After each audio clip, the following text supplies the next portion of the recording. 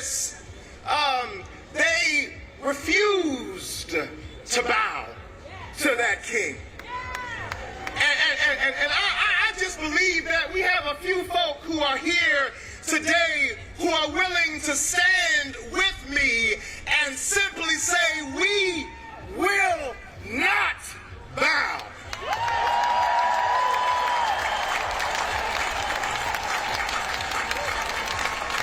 No, we won't bow to any power that traffics in fear and division. We will not bow.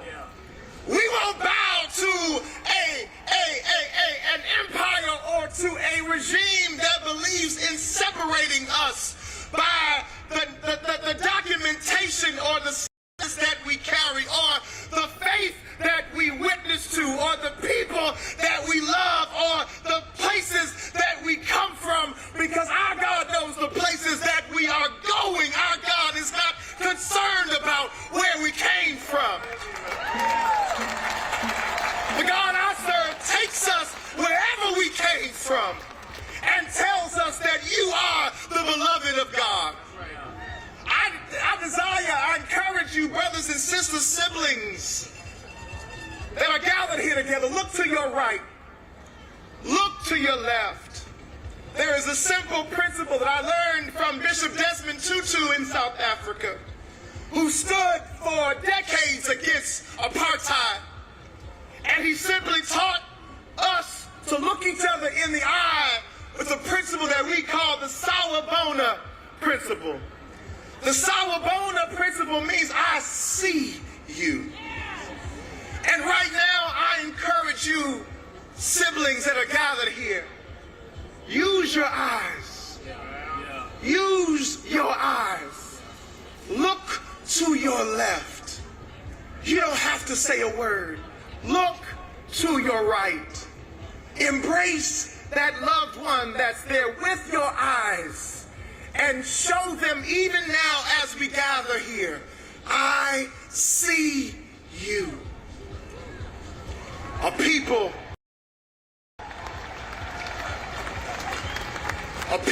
who can see each other, can remind each other of our collective sacredness. A people who can see each other cannot unsee it when our babies are being pulled out of cars on their way to be dropped off at school. A people who can see each other cannot unsee masked ICE agents pulling up in our city and cities around the country. A people who can see each other cannot unsee wickedness and spiritual wickedness in high places. Somewhere I read that a people who see each other cannot unsee hypocrisy in the land. But a people who are determined to see each other will collectively say, we will not bow.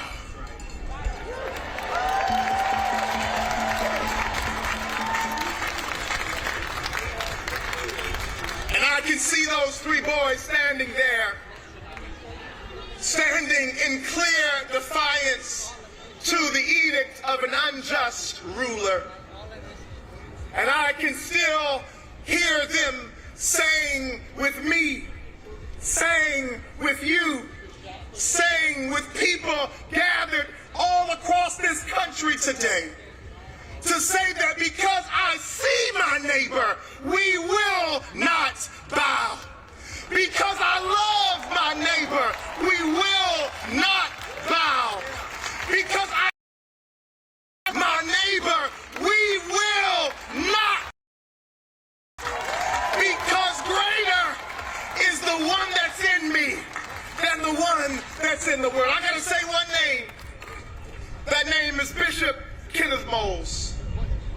None of you may know who he is. None of you may have never heard his name. But when I was a boy, I was raised in the Baptist church.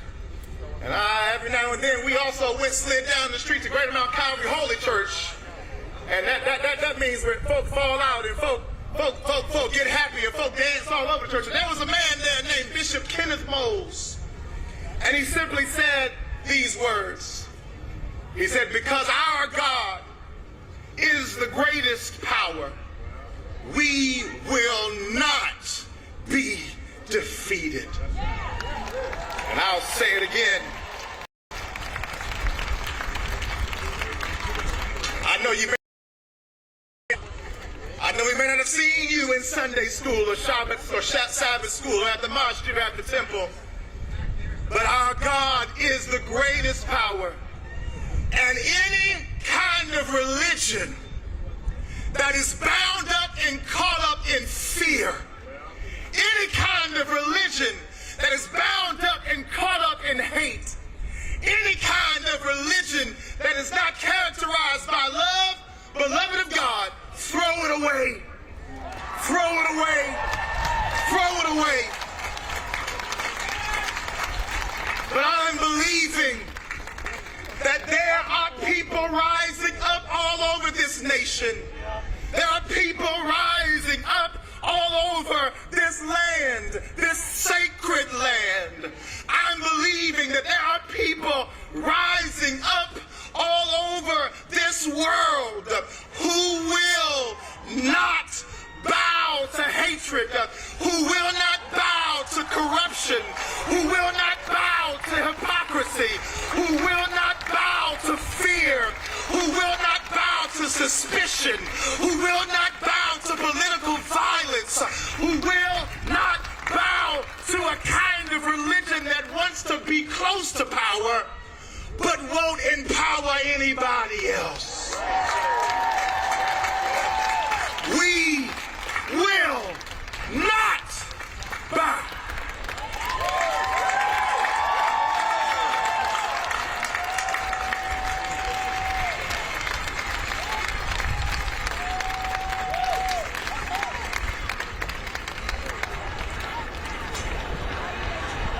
Ladies and gentlemen, please welcome the junior senator from Connecticut, who is leading the fight against Trump's authoritarian power grab in the Senate and understands the only thing with the power to stop would-be despots from converting a democracy to an autocracy is mass mobilization by the people. Welcome, Senator Chris Murphy.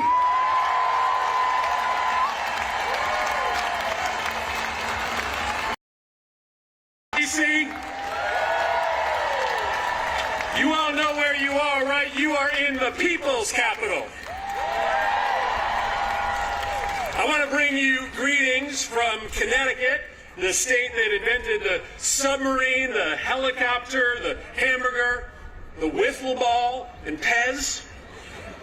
On our license plates, though, there's a very simple statement. It says, Connecticut, the Constitution.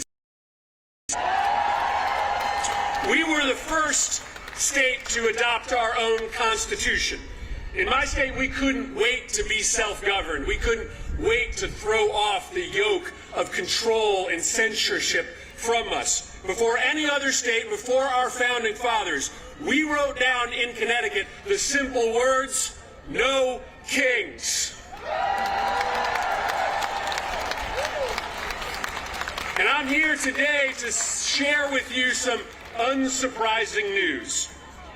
We are not on the verge of an authoritarian takeover. We are in the middle of an authoritarian takeover. But Trump has not won. Our democracy is in peril, but it can be saved. But no one's riding to our rescue, and I just want to be clear with you about that today. No one's riding to our rescue. There aren't establishment responsible Republicans that are riding to our rescue. The mainstream media isn't riding to our rescue. There's no oligarchs riding to our rescue. It is up to us to save us. Now, recently, when I gave this warning that we are in the middle of that totalitarian takeover, one of my colleagues said, well, you know, be careful. You don't want to scare people, but you guys can handle the truth, right? You guys deserve the truth, right? The truth is that Donald Trump is the most corrupt president in the history of the United States of America. The truth is that he is enacting a detailed step-by-step plan to try to destroy all of the things that protect our democracy: free speech, fair elections, an independent press, the right to peacefully protest. But the truth is also this: he has not won yet. The people still rule in this country.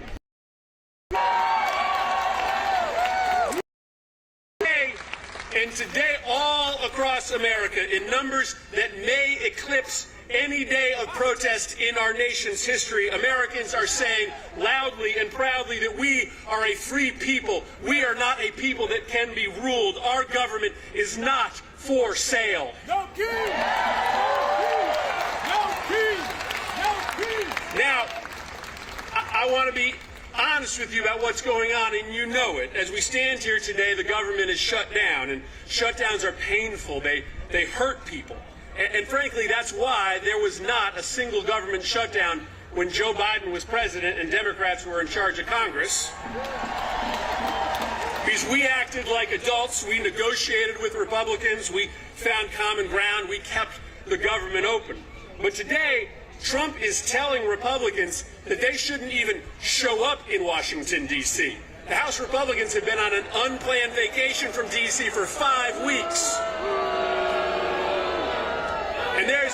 And there's a couple reasons for that. First, they're trying to cover up for rich billionaire pedophiles. But second, because Trump does think that he's a king, and he thinks that he can act more corruptly when the government is shut down. But he cannot. He doesn't have new powers, extra powers in the shutdown. The President of the United States during a shutdown, or even when the government is open, does not have the power to send masked men into our cities and pull off the streets our peaceful neighbors and throw them into the back of vans and into prisons. He never has that power. Whether it's a shutdown or not, the President of the United States does not have the power to use the FCC and the Department of Justice to censor our speech, to tell us that we cannot speak truth to power when we are protecting our democracy. He never has that power. And let me just say that I'm very proud of my Democratic colleagues who have drawn a line in the sand. And let me just speak for myself for a moment about this shutdown. I will not vote for a budget that throws millions of people off their health care just to pay for a tax cut for billionaires and corporations.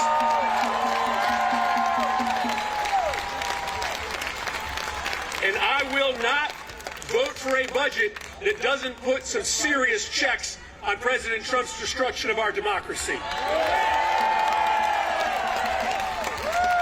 In fact, no Democrat has a moral obligation to vote for a budget that just pays the bills for Donald Trump's political witch hunts.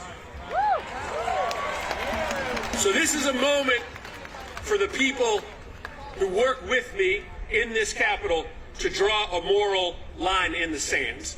And this is a moment for all of you to stand up and speak up. Listen, President Trump thinks that he can bully us into silence. He thinks that he can intimidate us into sitting this fight out. But judging by the number of people here today, judging by the number of people standing up all across this country, he thinks he can silence us, he thinks he can bully us, but he cannot and he will not.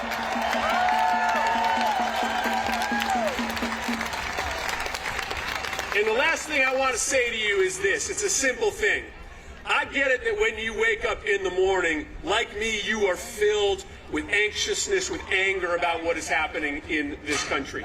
But I also want you to feel something else.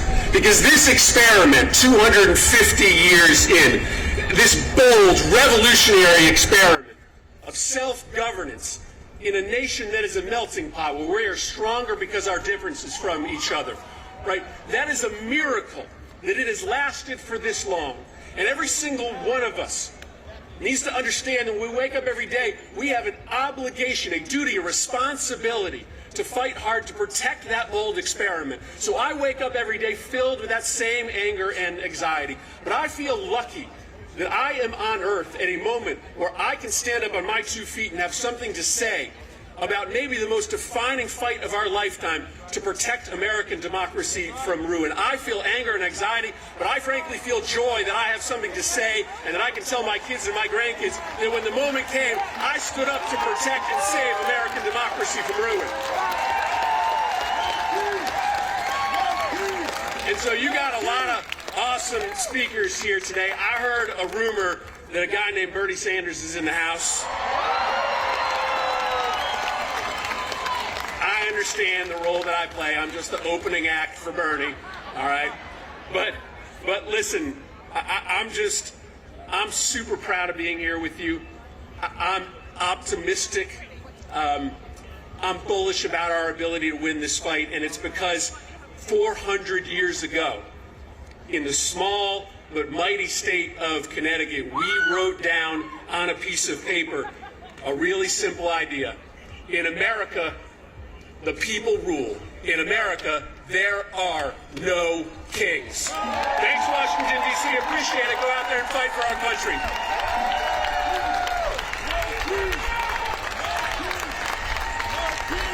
And now, let's give a warm No Kings welcome to Mehdi Hasan, founder and CEO and editor-in-chief of the new media company, Shutdown. Ladies and gentlemen, brothers and sisters, friends, my name is Mehdi Hasan. I am a journalist, I am an immigrant, and I am a Muslim. I am everything Donald Trump loves. I am the Trump trifecta. I'm also a bit of a socialist. But shh, don't tell Stephen Miller, he alarms quite quickly. Can I just say, it is so heartwarming to see so many of you out here in D.C. today. D.C., make some noise. We need to make sure today that they hear us in the White House and in the Capitol. All week, I've heard Speaker Mike Johnson and Republican members of Congress say this rally, the No Kings rally, is a hate rally. A hate rally.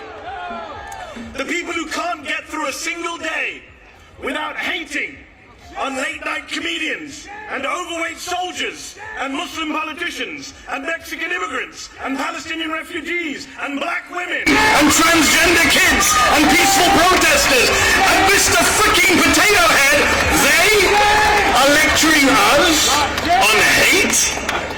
Really? I'm not here out of hate. I'm here out of love. I'm here because I love this country. I love America. I love the First Amendment. I love our democracy. I love our diversity. Yes, our diversity. And I am not willing to sit back and watch our glorious American multiracial, multicultural, democratic experiment, our constitutional republic, destroyed by the guy from Home Alone 2. Not gonna do it. Because I did not inherit America. I did not inherit America. I chose America. I wasn't born here. I immigrated here. And we immigrants, we love this country often more than the people who are born here. Because we chose to move here, live here, swear an oath to the Constitution here. An oath that the guy down the street violates every morning and every night. The great irony is, of course, that Donald Trump is the son of an immigrant, the grandson of an immigrant, and married to an immigrant.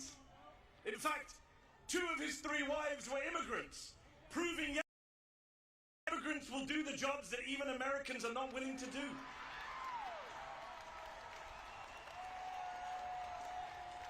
I immigrated here from the United Kingdom.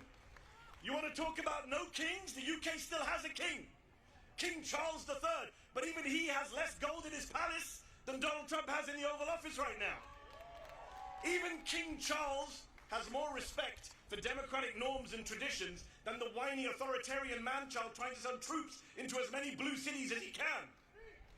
This is a president who says he wants to be a dictator, but only for a day. Well, we are now 271 days into his wannabe dictatorship. He just went to see the Egyptian president Sisi, who is a military dictator, runs one of the most repressive regimes on earth. And he went there and he said, I want to praise your fantastic leadership and your low crime rates. This is who he loves. This is the autocratic leader he aspires to be. And of course, he was in Egypt hailing his Gaza peace plan, which is a ceasefire, yes, but not a peace plan. Donald Trump, the man who uses Palestinian as a pejorative, as a slur, has no plan for Palestinian freedom, no plan for Palestinian statehood, no plan for justice for the Palestinians who have been massacred and starved and genocided and ethnically cleansed for the past 2 years, including the past 9. Meanwhile, Israel for the past week has violated the ceasefire again and again, killing Palestinians with impunity. Yesterday they killed 7 Palestinian children during the ceasefire. There is no peace in the Middle East because, as Dr. King said, peace is not just the absence of violence, it is the presence of justice. So these are dark times. Genocide abroad, fascism at home. Which is why it's so crucial that we gather, we organize, we rally like this. We mobilize, we pluralize, we bring people into the tent. We register voters, we defend voters, we become voters if we're not already. And you know, they say we don't reach out to the other side. We don't reach out to conservatives or Republicans, that we're in an echo chamber. Well, let me say to every Republican and conservative watching, aren't you the ones who said no more big government, no tyranny in America? So if you believe that, what are you doing defending masked federal agents in unmarked cars, bundling people off of the streets, including American citizens, and disappearing them? How are you okay with that? And if you're not okay with it, then come over to our side.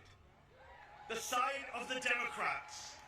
The small d Democrats, not the big D Democrats, not the Democratic Party. Those of us who are from all parties and none. But those of us who care about saving America so that we can get to our 250th birthday and still be free when we reach 250 years. Come over to our side. The side of no crowns, no thrones, no kings. The side of freedom, of liberty, of the Constitution. The First Amendment, the Fourth Amendment, the 14th Amendment, the 22nd Amendment, which says 2 terms means 2 terms. And if you're not worried about Donald Trump trying to stay on for a 3rd term, you should be. He's literally selling merch. So I worry about free and fair elections in 2028. But then I say, why should I worry? I see all of you here today. What is there to worry about? We here today are not spectators. We are citizens. We are not bystanders, we are proud and patriotic Americans. And we Americans, we the people, will not allow our country to be taken over by demagogues and dictators. We will not stand for it. So let me ask you this. I need to hear you. Are you willing? Are you willing? Answer this. Are you willing to sit back and let Trump shred our freedoms? I can't hear you, DC. They need to hear you in the White House. Are you willing to let Trump shred our freedoms? Are you willing to sit back and bend the knee to fascists and white supremacists? Are you willing to be the Americans on whose watch democracy died? Good, because people power is our last line of defense. Remember this, Donald Trump has never, ever, not in 3 elections, won a majority of the vote. Never. And I'll say this to you. I'll say this to you. Here's the map that they are scared of. There are more of us than there are of them. We are the majority. Say it with me. We are the majority. They're not loud enough today, Jesus. Come on. Louder. We are the majority. Yes, we are. And we have no intention of losing our country, our democracy, our freedoms to that twice impeached convicted criminal and his gang of grifters. No way. We will out-organize them, we will outvote them, we will outlast them. Because when I see you all out here today, in your thousands, in millions across the country, I have hope, I have faith that America can defeat this fascist threat, this authoritarian mania, this MAGA cult, and save our freedoms. And I also have faith and hope that one day, one day soon, the Palestinians will be free. Thank you very much for your time. God bless you all.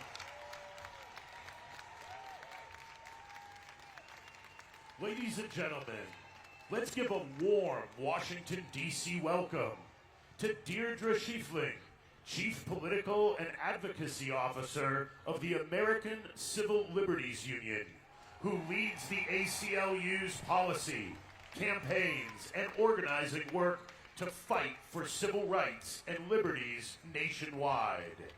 And Sarah Parker, Executive Director of Voices of Florida. Hello, everyone. Hello, DC. You look so beautiful. I wish you could see yourselves from here. You look amazing. You look powerful. I'm Deardra Shiffling. I'm the Chief Political and Advocacy Officer for the ACLU, the American Civil Liberties Union, and a proud Washingtonian. I'm so thrilled to be here with you, my community, today, doing the most patriotic and American thing that we can do. Peacefully, lawfully protesting the Trump administration's abuses of power and exercising our First Amendment rights. After all, our country has a 250-year-old history of disagreeing in public, and we are not about to stop now. For more than 100 years, the ACLU has defended our country's freedom, especially the First Amendment freedom of speech. It's not just our opinion that everyone is entitled to their beliefs without fear of punishment. It's in our country's Constitution. It's the cornerstone of our democracy. Our basic American freedoms are not something that any president can take away from us. So why is Trump trying? What is he so afraid of? This moment is so much bigger than a political disagreement. It's about standing up for our rights and the future of democracy. The democracy we want is a country of freedom, a country of equals, a country of due process and laws that apply to everyone.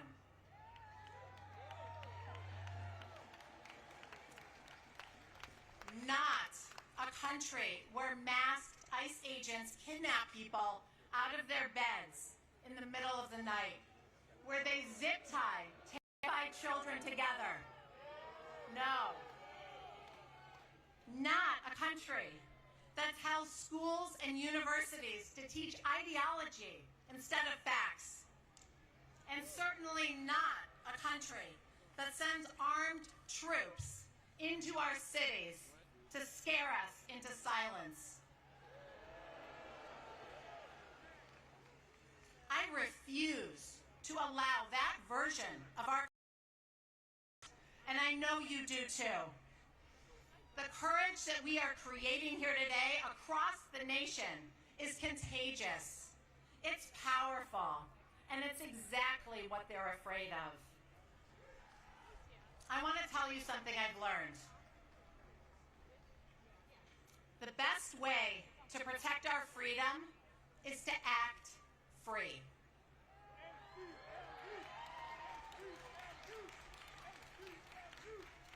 I was in my hometown of Buffalo, New York, a couple months ago, and I saw a new billboard up from the Buffalo Public Library. It said, "Free people read freely." Free people read freely. 4 words. I was so struck by the simplicity and the power of that statement, and by the fact that the public library felt the need to make it. Free people read freely. They think freely. They protest freely. They act free. The best way to protect our freedom is to act free.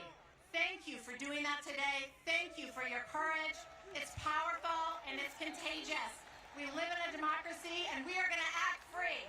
And with that, I'll turn it over to Sarah Parker.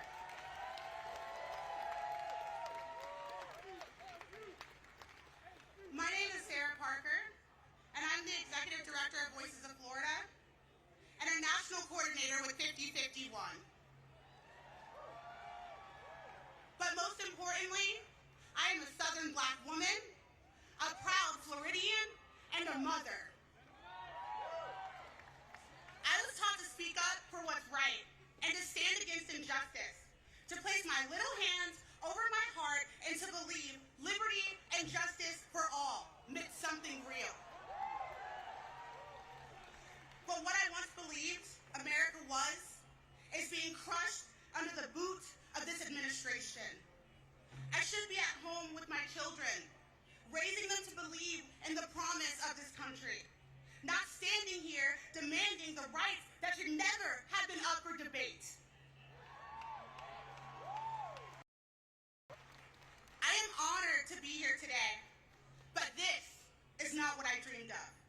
I never dreamed I'd be standing on a stage like this while millions of people are forced to march and protest peacefully in the streets because we refuse to stand by while this country slips into the iron grip of authoritarianism.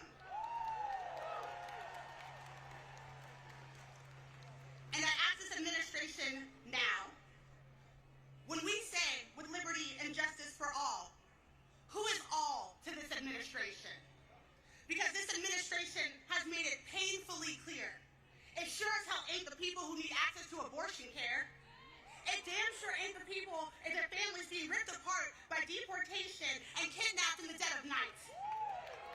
It's not our LGBTQ communities and BIPOC communities being criminalized just for existing. And it damn sure ain't the people marching for justice while the National Guard is unleashed on peaceful protesters in their own streets.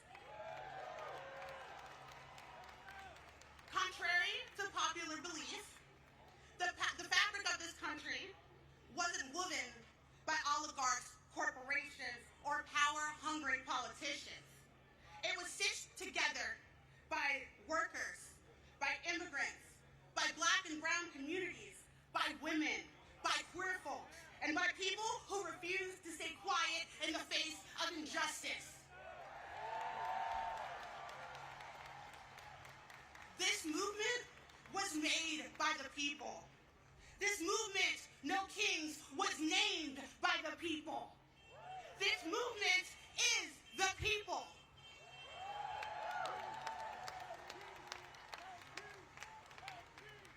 And newsflash to this administration and for the people who need it, this country was built on protests. And some of the most important changes in our history happened because everyday Americans just like us. And now, those in power are trying to unravel it thread by thread, taking away rights, stripping away dignity, rewriting what freedom actually means. They've tried to silence us with fear. They've tried to gaslight us with lies. And politicians have stood in front of the cameras, smugly, I may say, peddling smear after smear. Because it's easier for them to smear the American people than to recognize what they're doing to this country. And where I come from, we call that cowardice.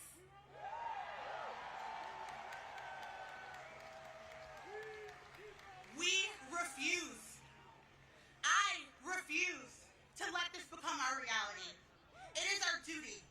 It is our right as Americans to dissent when democracy is under threat. Let me be clear. Democracy dies when we are silent. But democracy is reborn when we speak with courage. And authoritarianism cannot withstand truth. And it crumbles under the power of love and dissent. And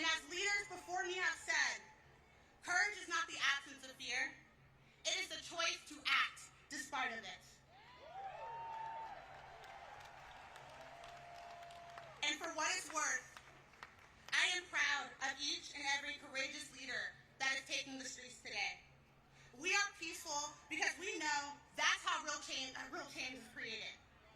We are fighting because we love our communities and we love our country.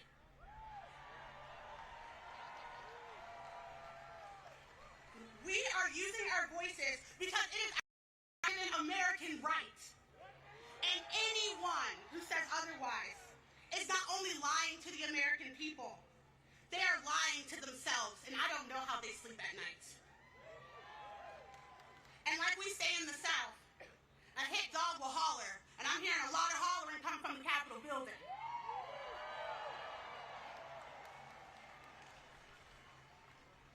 The American people are pissed. And I would like to say before I go, I want to thank every last one of you. I want to thank all the organizers with 5051. I want to thank Political Revolution, who's a national partner. But I want to thank our children. I want to thank our teachers. I want to thank your hearts for doing this and being out here in the street when they tried to make you afraid.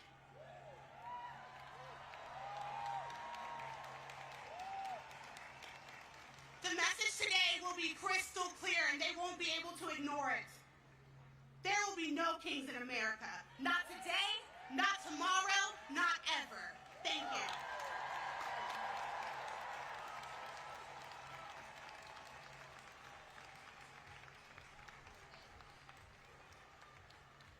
Please welcome to our stage Oliver Merino from Immigrant Legal Resource Center and member of El Colectivo de Familias Migrantes, and Afini Evans, community organizer with the Fair Budget Coalition.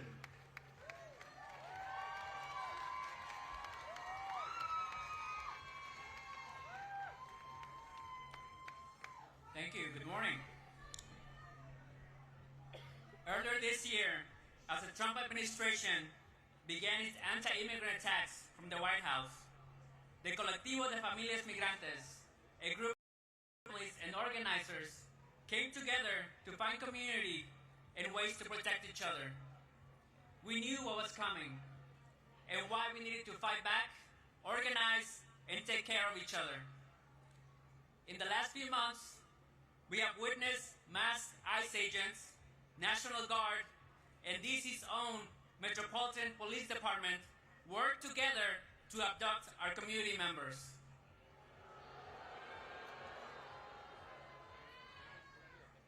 People have been detained while going to work, at local parks, in front of schools. Hundreds of people have been separated from their families, their loved ones, and our community. This is still happening. Just a few blocks from here, people have been racially profiled, handcuffed, and put in vehicles and taken. Sometimes transferred to detention centers hundreds of miles away in states like Louisiana, Alabama, and Georgia, away from family and away from legal counsel. And to be clear, here in DC, the anti-immigrant attacks have come not only from the White House, but also from our own mayor, Mayor Bowser. Mayor Bowser tried to repeal DC's Sanctuary Values Act, a local law that limits collaboration between MPD, the local police, and ICE.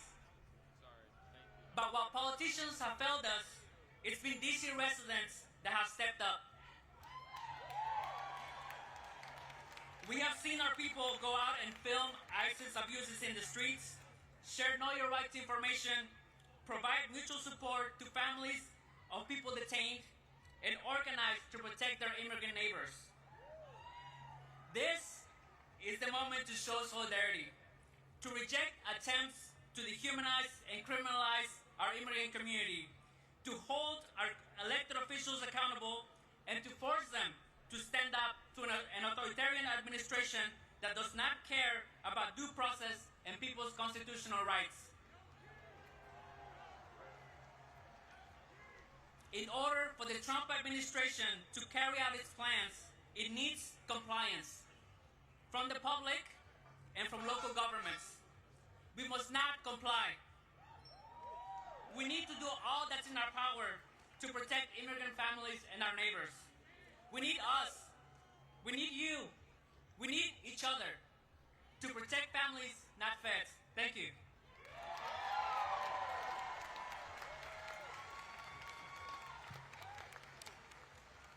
Peace, y'all. My name is Afini, and I'm a community organizer with the Fair Budget Coalition here in D.C.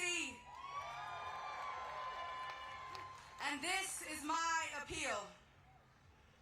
In 1792, when the French monarchy was abolished, the people established a new republic. When that one didn't quite work out, it was a military dictatorship, yikes. It was abolished in 1848, and a second republic was established. But that one didn't quite fit. So the third republic was erected in 1870. That republic didn't smell right, though. So they tried a fourth republic in 1946. And the republic that we are witnessing right now in France was established in 1958. My fellow Americans, I'm here to tell you that the social contract in this country has been broken. Decades of movement work, progress, and struggle have been wiped out by Christian nationalists who seek dominion over every aspect of our lives. Long before ICE started terrorizing our streets, the police were gunning down black people in their homes, their cars, and in the streets in front of their communities. The construction of cop cities and the strengthening police state have threatened our urban centers for years. This current escalation in state violence is nothing more than an extension that the violence that marginalized communities have been bearing the brunt of. This republic was sold as our American dream. Home of the free, land of the brave. Yet, it has produced the outcome that we are currently experiencing. A system that edifies oligarchs and creates false monarchs.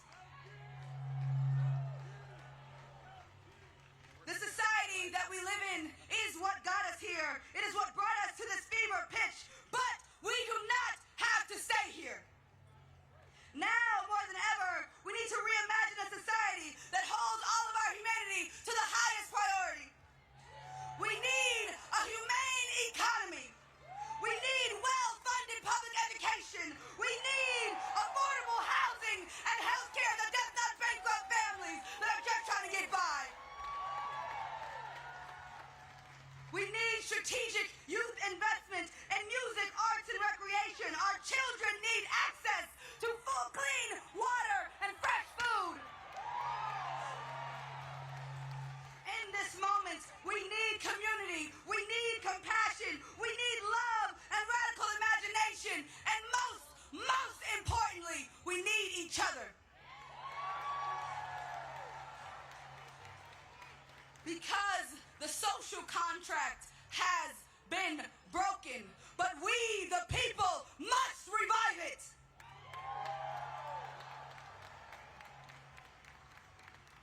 We, the people, can be stewards for a land of the free. We, the people, can be brave and make this broken house into a home for all of us. Because we are the source of power in this country. Our labor, our taxes, and our faith keep this system going. So we must have the revolutionary hope that collectively we, the powerful people, have the capacity to create something better. I'm here to tell you that we must be audacious in our pursuit of fulfilling that generational mandate. Because with public sentiment, nothing can fail. And without it, this system cannot succeed.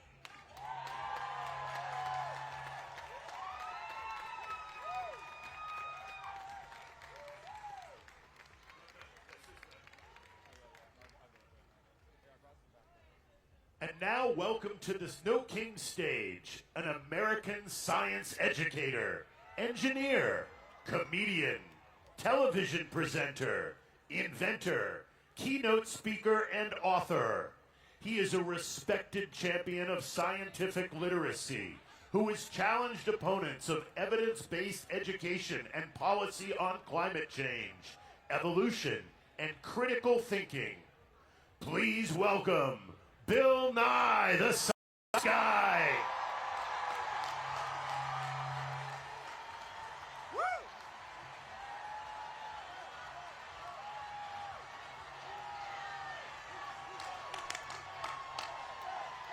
We love that song, Hello, D.C.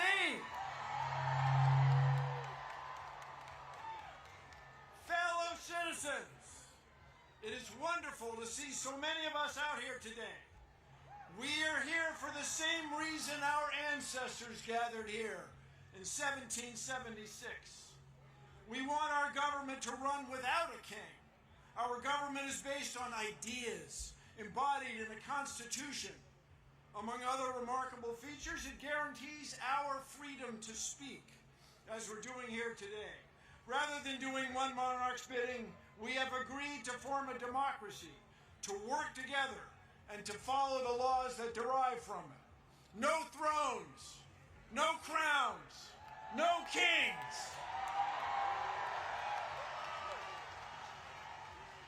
As many of you know, I am a native Washingtonian.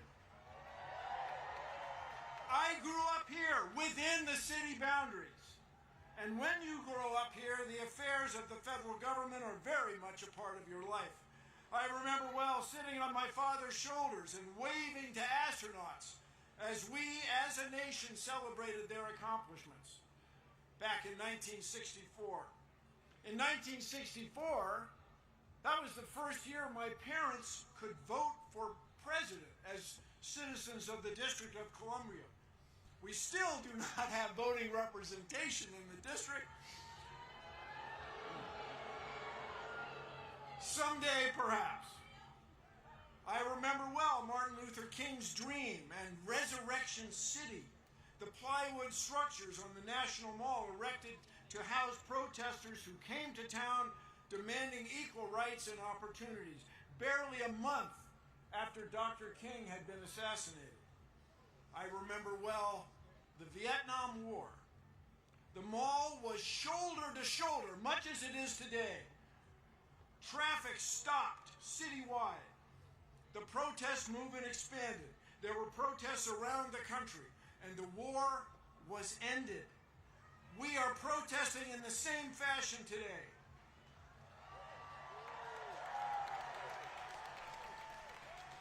Only today, the stakes are higher. Rather than abandoning a war against an elusive, perhaps sometimes imaginary foe, we are confronting the possible end of our republic. We are here to tell our lawmakers that what's going on in our government is wrong.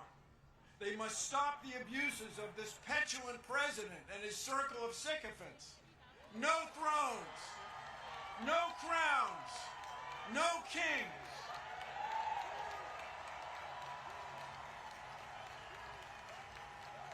This president and his associates cannot tolerate dissent.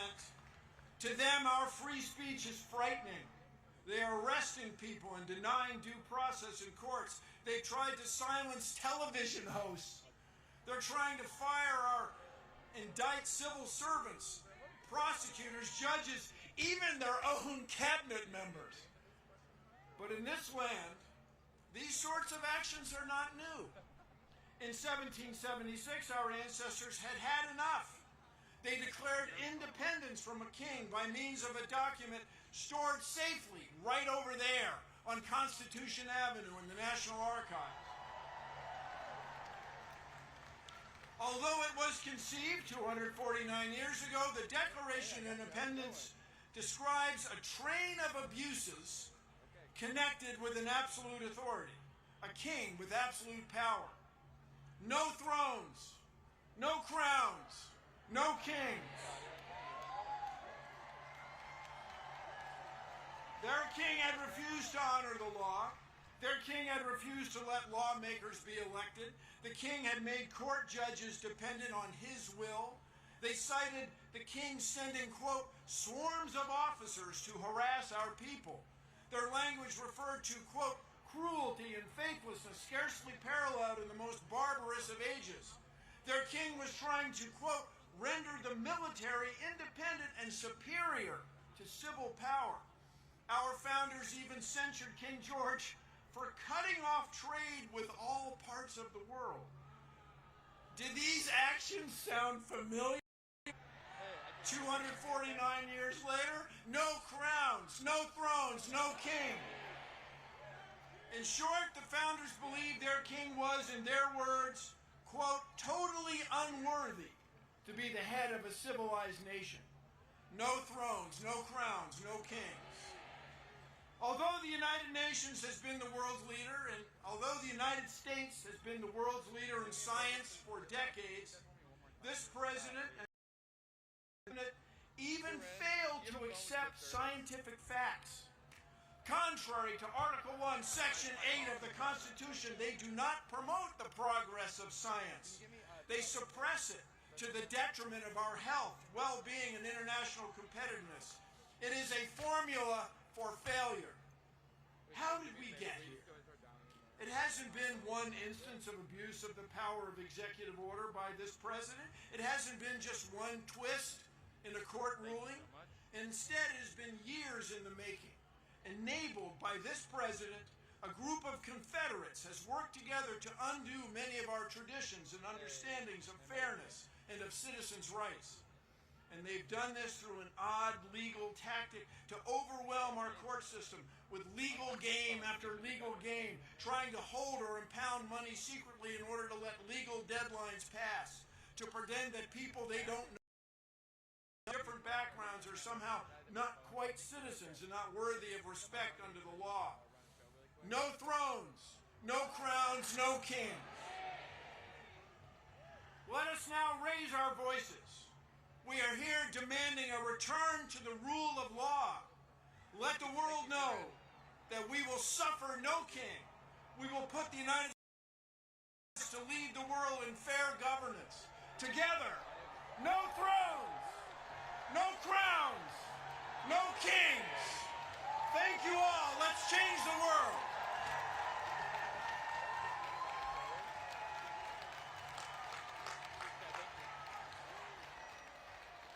Ladies and gentlemen, now please welcome I-Jen Poo, a care advocate and organizer who serves as Executive Director of Caring Across Generations and President of the National Domestic Work Alliance and Care in Action, and Randi Weingarten, President of the American Federation of Teachers. Hello, DC! Let me hear you say no kings! I'm so proud to share the stage today with my brilliant friend and sister hero, Randi Weingarten. And I bring greetings from the great city of Chicago.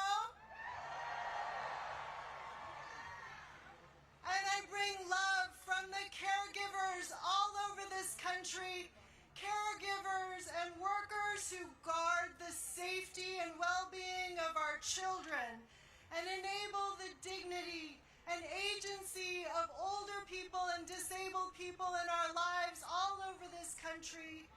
We are out marching in cities and towns all over this country today because we see what's happening.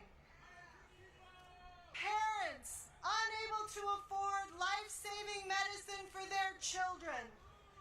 Caregivers losing their health care and their ability to take care of the people they love. Disabled people forced into institutions because their caregivers have been taken by ICE. Mothers violently torn from their children by armed, masked men with no due process. This administration has broken the law, lied, stolen our care, and is attempting to steal our constitutional rights and freedoms. They think They think that they will get away with it. They will not. There are no kings in America.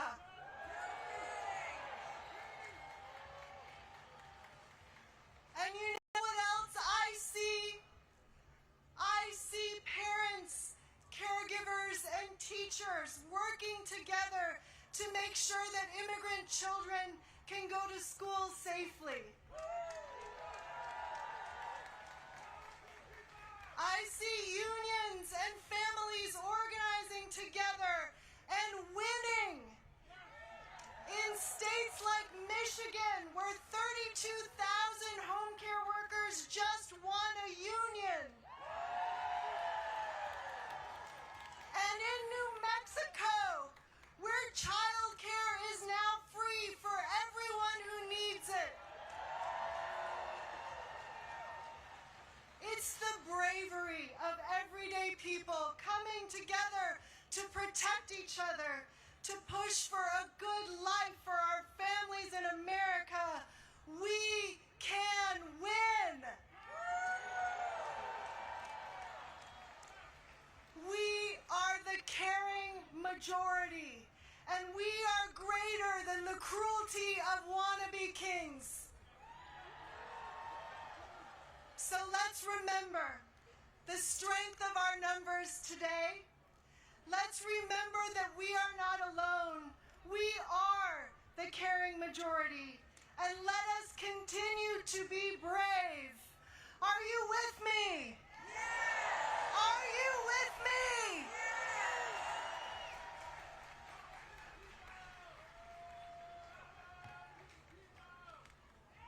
Thank you, Washington, D.C.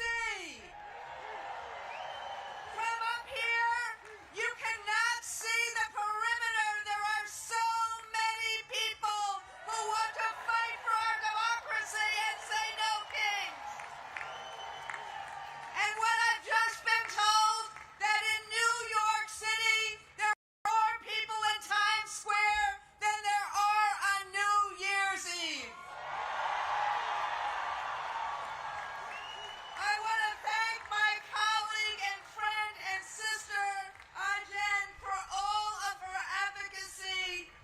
And she knows, like I know, you cannot do any of the things that Jen talked about if we do not have a democracy. And today, we are saying we are fighting for our democracy. We in the labor movement are fighting for a democracy and a voice in it so we can secure a better life for all working people. All of God's children. Better wages, affordable health care and child care, good schools for children, and a secure retirement. Tell me, what is radical about all of that? But today, I speak not only as the leader, proud leader of a 1.8 million member union of people who make a difference in the lives of others, but I speak as a teacher, a high school social studies teacher. Yes, let's hear it for the teachers of America. A teacher who taught students about the Constitution and its underlying principle, we the people. We the people, a country that is governed by the rule of law, not the rule of one man. We are governed by fairness, not fear or favor. Now this idea, as you've heard before, see, you can go and say, if you're kids right now, this is your homework for the weekend, okay? This idea has been a constant for 249 years, since the Declaration of Independence, and the notion made famous by the Gettysburg Address of a government by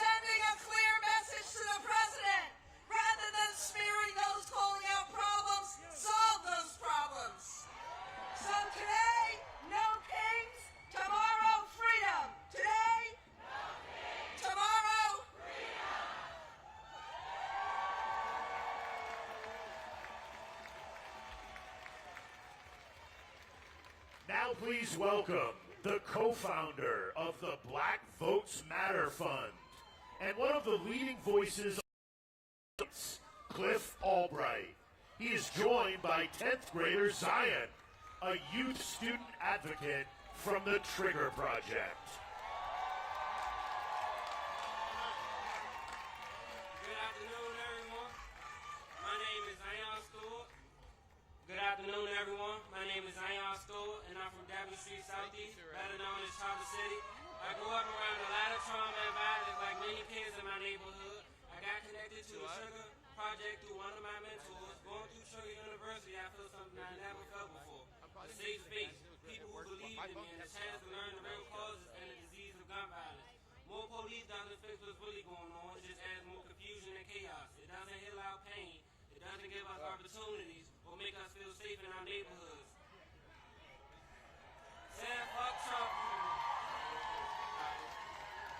Saying fuck Trump or fuck ICE will be what he expects from me, but that's not what we need. What we need is prevention, support, and spaces where black youth can thrive. If every home had the support it needed, if every community member was emotionally aware and mentally healthy, if schools didn't push us towards the prison pipeline, and if the city invested in me before the first time I was profiled, we wouldn't be here.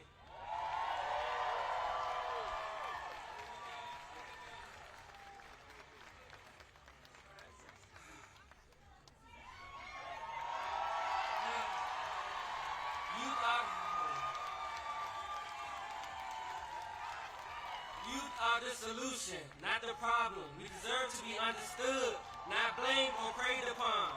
Free DC, we are prevention. Thank you.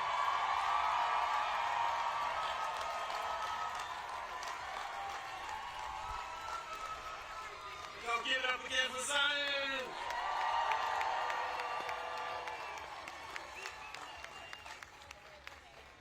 Last time I was here, speaking at a rally like this, was 2021 for the Freedom Rise, when Black Voters Matter and dozens of other organizations organized for voting rights legislation, like the John Lewis Voting Rights Advancement Act and the For the People Act. This and HR 51 DC statehood. When I say DC, you say statehood. DC. DC. We organized for those voting rights because we knew that we'd be in a moment like this. A moment where we have a wannabe dictator and a do-nothing Congress trying to take away our voting rights, trying to cancel elections and purge voters from the rolls. We knew it was coming. Just this week, the Supreme Court heard a case that could put the final death blow to the Voting Rights Act. It could eliminate black representation for black communities, and it can create at least 19 seats that are currently protected by the Voting Rights Act would be eliminated by many of these red states. And this is happening at a time when we are seeing mid-decade redistricting in places like Texas and Missouri because we have somebody who wants to be a king. You have somebody who, just like he said to Georgia, go find me 11,700 votes. He's trying to tell these states, go find me 10 extra congressional seats, or 15 seats, or 20 seats. And this could create a permanent one-party rule at the expense of black voters and black communities. But like so many other issues that are rooted in anti-blackness, that sickness won't just stay within the black community, it affects this entire country. And so we join you in saying, no kings.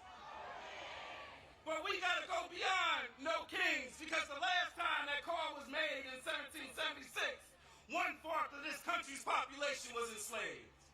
And so we've got to go beyond no kings.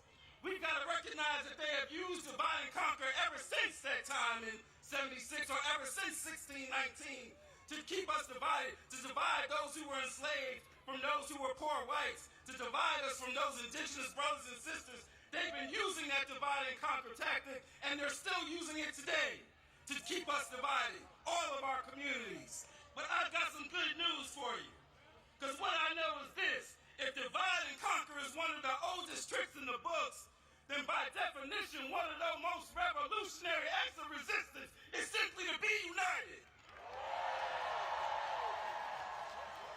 for us to stand together, to sing together, to laugh together, to fight together. Power to the people, yes, because what I also know is this: their hate cannot beat our love. And when I talk about our love, I'm not talking about a Valentine's Day kind of love. I'm talking about a radical love. I'm talking about you might have to flip over the money changers tables. I'm talking about a love that is merged with power, because those two things are not opposite, they go together. As Dr. King told us, power without love is reckless and abusive, but love without power is sentimental and anemic. That's what I'm talking about. He went on to say that power at its best is love implementing the demands of justice, and justice at its best is power correcting everything that stands against love. That's what we need. And when we have that kind of love and power, when we walk in that kind of love and power that sees all of our communities, from Vermont, from LA, all the way over to DC, especially Southeast DC. When we walk in that kind of love and power, there ain't nothing that I want to be a small, petty dictator. There ain't nothing that he can do to stop us. Because when we walk in that kind of love and power, there's nothing that we can't do. But we've got to believe we've got that power. Do y'all believe? Do you believe? Let me hear you say, I believe. Let me hear you say it with all your heart, from the depths of your soul. Say, I believe. Let me see you put a fist up and say it so loud that the wannabe small man in the White House can hear you say, I believe. And when we believe, then we will truly build the society that we want, and that society will have no kings. Thank y'all.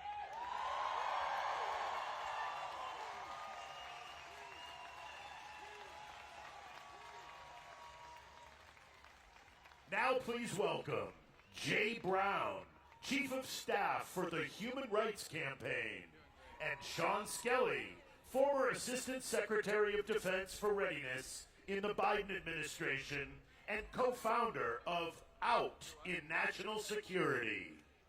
Hello, DC! My name is Jay Brown, and I'm with the Human Rights Campaign, the nation's largest LGBTQ civil rights organization in the country. And I'm here today as a proud transgender American. I'm here to say this is my country too. You know, like so many of you, I came here today with my family and friends. My twin sister is somewhere out there in that crowd of people. And growing up, she fit the mold of what people expected. You could say I broke the mold, but our parents loved us just the same. You know, we didn't know anybody transgender. We didn't even know the word. But they gave us the love and the support that we needed to thrive, and now I'm a dad with an amazing family of my own. And I gotta tell you, that's what freedom looks like. The freedom to live, and to be, and to raise our families as we see fit. But this president, he has a darker vision for America. One where our families are told how to parent their children. Where our doctors are forced to forego their oaths to do no harm. Where the government is ripping families apart and hurting our people. They're cutting billions of dollars from HIV prevention and treatment. They're banning our books. They're firing teachers who use a student's nickname. And they're firing gay workers who put a pride flag on their desk. But we're all here because we believe in a better America. We believe in a country where kids can get a quality free from bullying.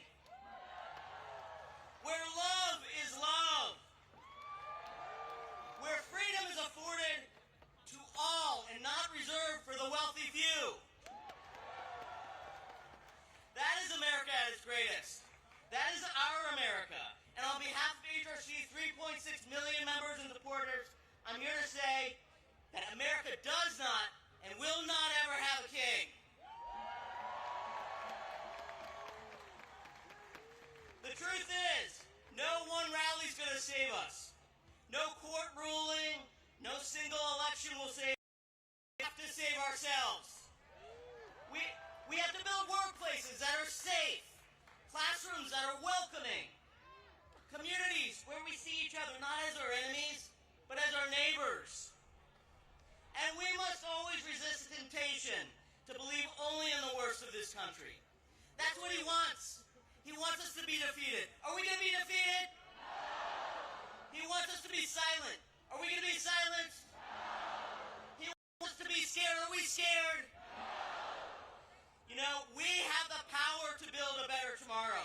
LGBTQ plus people, we live in every zip code and are from every background. We were born here and we immigrated here. We come from red families and from blue families. And we are here to say that this is our America too. No one knows that better.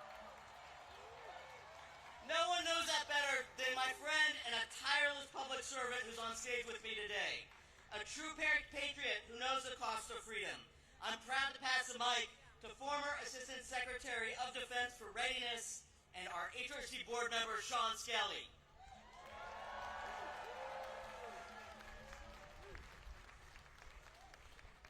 Good afternoon, D.C.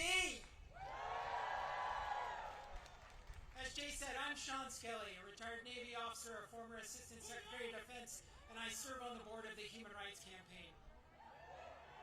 I'm an out, proud trans woman who loves our country, who's put my life on the line for our country and our rights, and I will fight for it now using all the rights that the Constitution gives us, and I swore an oath to defend. I was proud to recently serve alongside thousands of transgender service members who have served with honor, skill, and courage. They have protected us while their own Commander-in-Chief and Secretary of Defense have vilified them and denied their right to exist. Anyone who serves in uniform deserves so much better than what this tainted chain of command has to offer. This administration targets these brave Americans because of its wanton campaign to drive me and all of my transgender brothers and sisters out of our country, out of our society, out of the protection of our laws, and into some dark, dangerous corner that they are inventing. This wannabe autocrat can't allow transgender Americans to serve honorably and successfully in our military, which is the highest regarded institution in America, when they have chosen all transgender Americans, already some of the most at-risk and vulnerable people in this country, to be their autocratic other. The people to be feared, scorned, and blamed because of their shameless lies, hateful lies that they tell about the danger that trans people supposedly bring to our society, and somehow upset the utopia that the dear leader promised us is around every corner. The American people respect those who put on their uniform, who protect them, and serve at the risk of their lives for people we don't even know. We're here today because generations of Americans have bet their lives and their families' future on the promise of a more perfect union. The oath I took 10 times over 35 years of service in uniform and as a civilian means to every person who ever took it in good faith, and I'm going to quote the former chairman of the Joint Chiefs of Staff, Mark Milley, we don't take an oath to a king or a queen or to a tyrant or dictator. We don't take an oath to a wannabe dictator, to an individual. We take an oath to the Constitution, and we take an oath to the idea that is America, and we're willing to die to protect it. To put it simply, no kings. We demand justice for our transgender service members. We demand justice and civil rights for every transgender American. We demand justice and democracy for every single American. No kings. Thank you.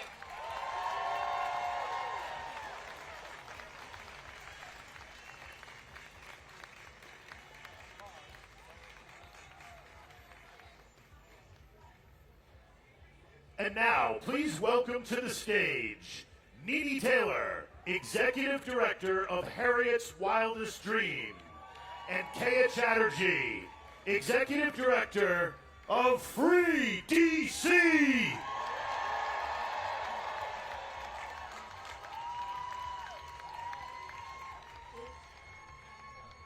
Welcome to DC. I hear y'all say welcome to DC. I'm Nidi Taylor. I'm the co-founder and executive director of Her Wildest Dreams, named after our ancestor Harriet Tubman. I am also the co-founder of Free DC. I was born and raised right here in Southeast Washington, D.C.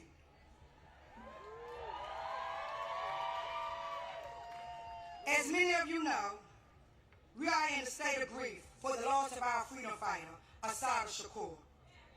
We honor her life, her courage, and her teaching. She told us that we need a revolution of the mind and a revolution of the heart.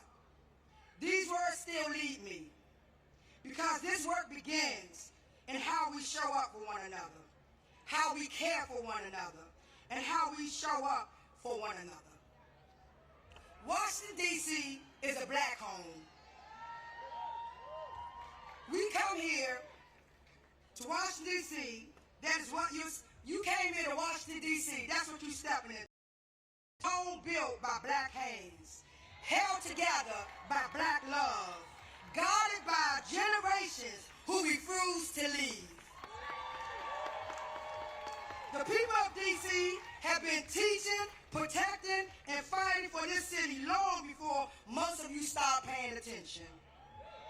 We have been living and breathing the consequences of racist policies, displacement, and over-policing since post-Civil War. We have been demanding and calling for D.C. to become a state. We need D.C. statehood now. D.C. statehood now. D.C. statehood now. On Monday, our freedom marchers were up at the D.C. courts until the cell block closed 2 o'clock in the morning. They were watching hearing after hearing after hearing of our neighbors being kidnapped over the weekend. We also have 300,000 black women who have been fired in the last few months. Most of those are federal workers right here in the district. And we just listened to lawyers argue at the Supreme Court that fixing the system to make it fair for black people somehow harms white people. This is what we are up against. This is what we are up against. Black people freedom is being threatened by a failing democracy and have been punched by white fragile supremacy. Here in D.C., we have been organizing, protecting, and building long before cameras arrived. If you want to help, listen to those who have been doing this work before Trump became in office, before all of this came to play. Listen to the ones that's been on the ground ever since 400 years ago. I see all of you right here, and y'all see me. All of the applauses, and yet, when you all called to meet, when I call you to meet impacted black people, where will you be? Ask yourself, where will you be? Will our movements need funding? Where will you be? When you are invited to teach, to share your skills, to support, strategize, and to defend black people in public, where will you be? That's about what you do when you are called forward. Community is responsibility, structure, and work. It's both a noun and a verb. It's the people and it's the people in motion. It is how we build safety for each other. It's how we keep us safe. Who keep us safe? Who keep us safe? Black people have been carrying the moral weight of this world for generations. We have stood in the gap for every fight against oppression, from Palestine to right here in D.C., because we believe everyone deserves to be free. We are not free until all of us are free. And I'm going to leave you. A South Dakota taught me once again, weapons of mass instruction and weapons of mass love. She said it's not enough to change the system, we must change ourselves. That kind of change requires that we hold the line for one another. Protest black people in public and in private. I see you. I see your faces, just like you see mine. Will you tomorrow? When I see you tomorrow, when I see you next month, when more of our rights are being stripped, and more of our black bodies are put in cages.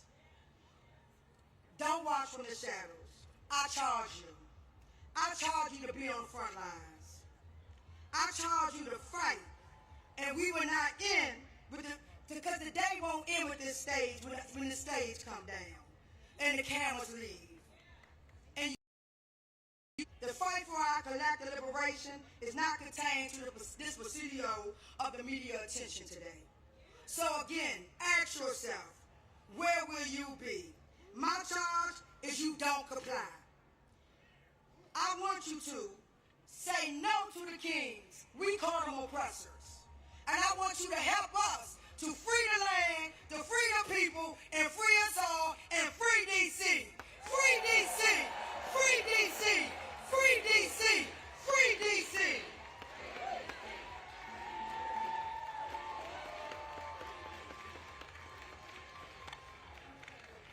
All right, my name is Keya Chatterjee. Thank you so much, Nidi. I am with Nidi, one of the co-founders of Free DC and the executive director of Free DC, and we are the movement to protect DC home rule and win lasting dignity for the 700,000 people of DC. Let me hear you, DC. Who out here is here today for a Free DC?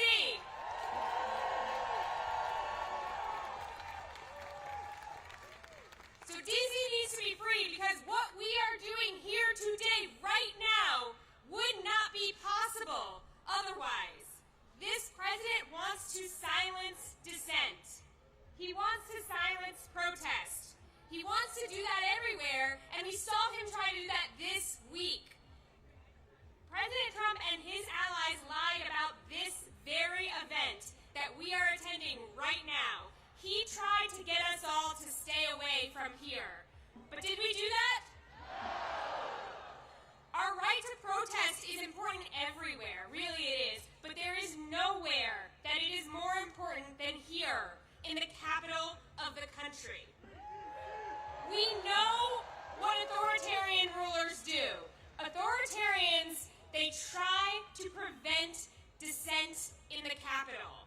They want to control capitals. They have tried to control capitals through the history of time and space, because controlling a capital is a way to control a nation and a way to prevent the transfer of power. This president is no different from those authoritarians, and we saw that on January 6th, right? We saw that. And this president started attacking DC again the day he took office again. Today, we are in our third month of military occupation by armed forces from multiple other states in D.C. There are gangs of federal agents who are attacking our communities. And we've heard from so many people today that they've attacked our unhoused neighbors. They've attacked our immigrant neighbors. They've attacked black and brown neighbors. They've attacked our cultural institutions. They've attacked thousands of people who serve as federal workers. They've tried to take over our local police department. They put a disgraced Fox News host in charge of our local prosecutions. And on top of that, their allies in Congress are trying to pass dozens of bills, more than 24 budget riders that take away basic rights from the people who live in the capital of this country.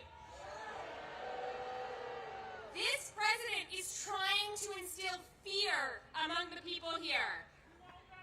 Exactly. We won't let him. We know better than that. We know better than that. We know what to do.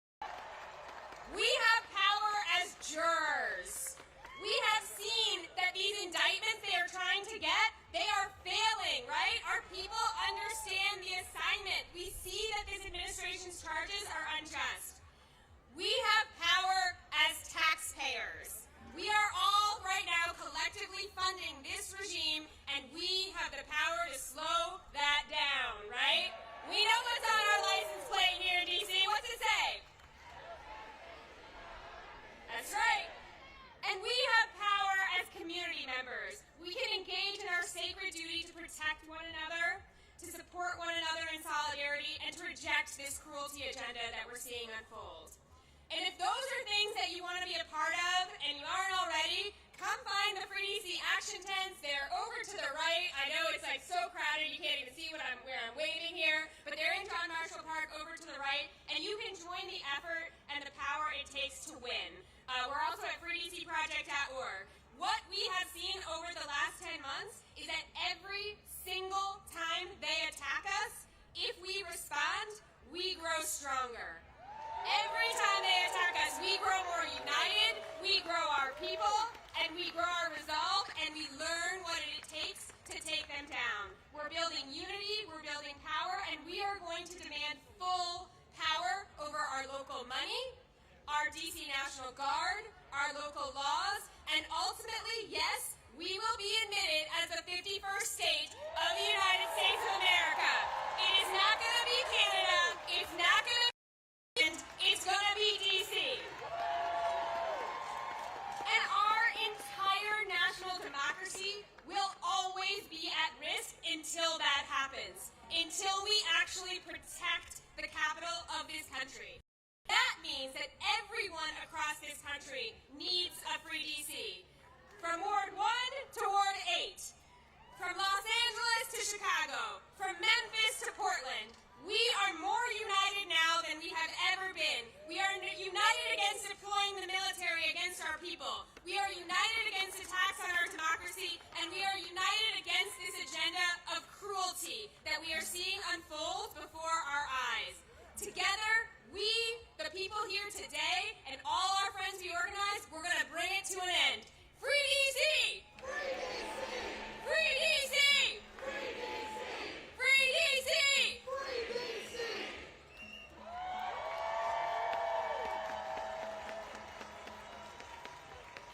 Washington, D.C., please welcome to the stage Leah Greenberg and Ezra Levin, co-founders of Indivisible.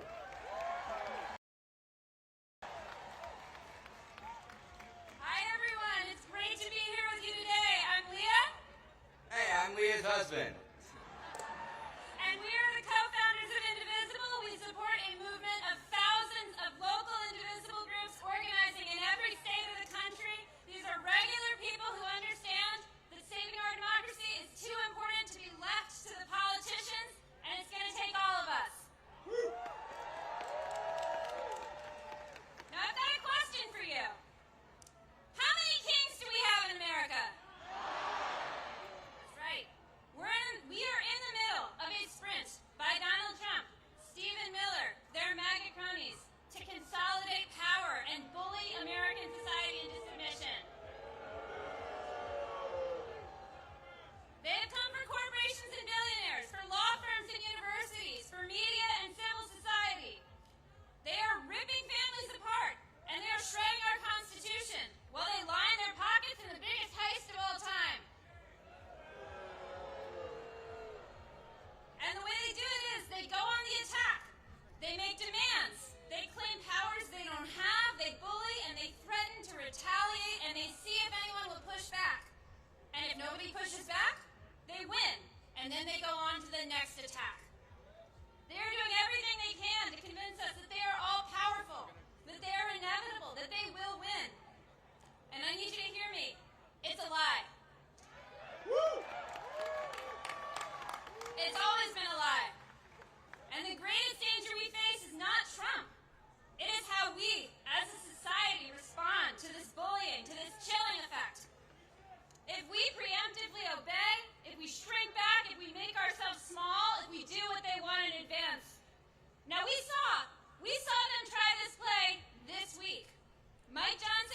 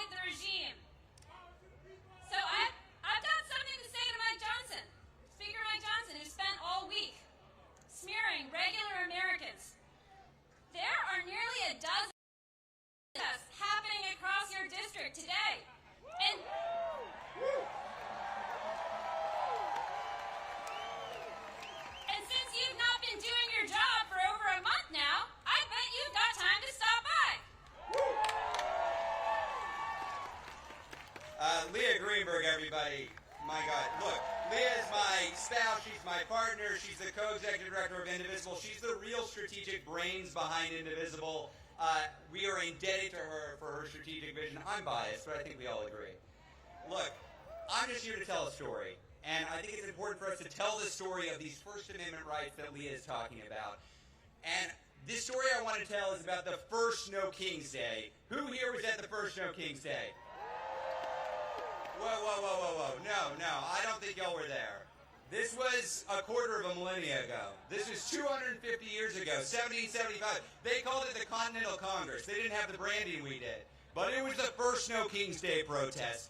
What they did, they brought themselves together in opposition to this would-be monarchical ruler who was steamrolling the American public. He was occupying and invading American cities. He was terrorizing American communities. He was picking out his favorites and persecuting his political enemies. He didn't believe in democracy at all. Can you imagine? Can you imagine such a ruler over America? It was bleak. It was bleak. So what did our fellow Americans do? They put together a No Kings rally to give us a constitution. That's what they did. That's our history. Whose history? Whose history? Whose history? Look, this is a big experiment in self-government. A government of, by, and for the people. Nobody here is under the illusion that this was a perfect union. That's not what we created. This was a compromise of rich men, of white men, of slaveholding men. But this imperfect union that they put together, it also gave us some fundamental rights to make it more perfect. Who has been using those rights? The abolitionists, the suffragists, the heroes of the civil rights movement, the leaders at Stonewall, the leaders in the Dreamer movement, and all of us here. All of us here. Whose rights? Our rights. Whose rights? Ben Franklin, that lovely Benny, what did he say? Benny told us all, when asked what they had created, he said, a republic if you can keep it. Who's going to keep this? Who's keeping this republic? That's right. We love this country enough to demand more of it. You know who doesn't want us to make any demands? This regime. The tech fascists, the billionaire backers, they want us lazy and pliant and docile. They want us alone and afraid and powerless. Are we powerless? Are we alone? Damn right we're not. As I stand here today, Elon Musk, remember that guy? He's out of the White House. Jimmy Kimmel, back on air. And for the last week, this regime has been quaking in its jackboots at the thought of 200,000 people in D.C. outside the Capitol where Mike Johnson isn't working and hasn't been for the last month. You know what it turns out? It turns out that we're braver than the billionaires. Who's braver than the billionaires? Who's braver than the billionaires? This is my favorite part, folks. I get to name some names. Jeff Bezos, who took a respected pro-democracy institution that had the slogan of democracy dies in the darkness, and he turned the slogan into corruption, capitulation, cowardice, shame. Mark Benioff, y'all see this guy in the news, the head of Salesforce, who's welcoming troops into San Francisco? This guy who is begging to give artificial intelligence to ICE to triple their size? Shame. Daniel Ek. Y'all don't know who Daniel Ek is, do you? The CEO of Spotify, which right now is robbing from musicians and running ads to recruit for a secret police force that terrorizes our communities. Mark Zuckerberg. End of story. Need I say more? But we're not just booing, y'all. We're not just booing. We're organizing. This is a movement of everyone in this country who is taking a side. We are taking a side. It is a time to choose that side. Are you on the side of the MAGA forces, of the Nazis, of the billionaires? Hell no. So I ask businesses, universities, churches, which side are you on? We're on the people's side. Which side? Look, nobody on this stage has told you there's no need to have fear. We see what this regime is doing. We see them rattling their sabers. We see them sending troops into communities. We see them zip-tying children and dragging them out of apartments. We see this. This movement, the 200,000 of us here, this movement is not a fearless movement, it's better than that, it's a brave movement. The other side wants to suppress dissent, chill free speech, and come after their opponents. We're not here because we're fearless, we're here because we're better than fear. We're braver than billionaires, and we're bigger than ever before. We're going to win this, y'all, because we believe, as all Americans believe, we don't do kings here. How many kings? No. How many kings? No. Now, we had a little bit of extra time in the program, and a guy in Vermont with some ideas about this wanted to come up.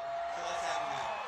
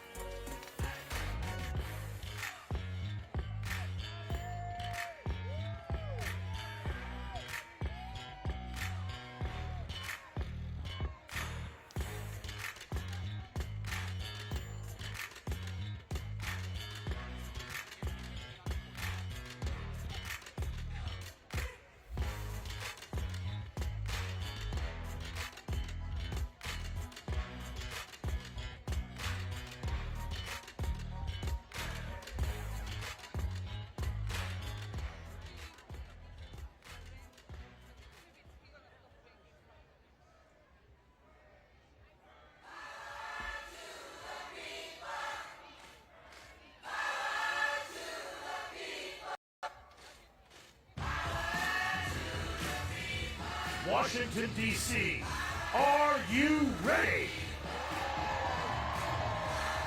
Here we go.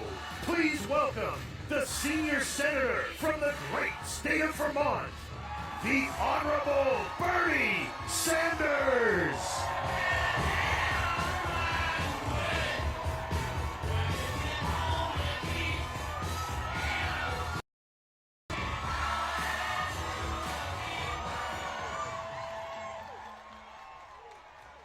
Thank you, Washington. Thank you, Indivisible. Thank you to the millions of Americans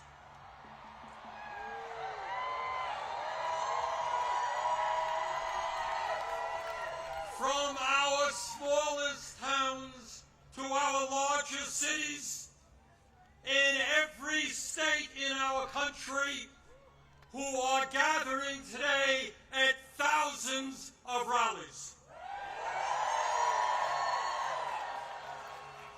Mike Johnson, the Republican Speaker of the House, called these rallies Hate America events. Boy, does he have it wrong. Millions of Americans are coming out today not because they hate America, we're here because we love America.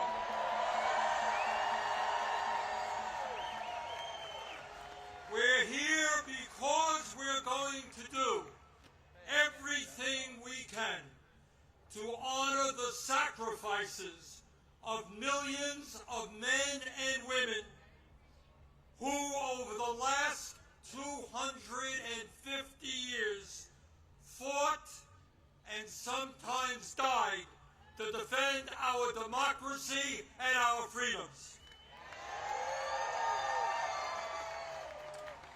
In 1776, with extraordinary courage, the founders of our country announced to the world that they would no longer be ruled by the King of England.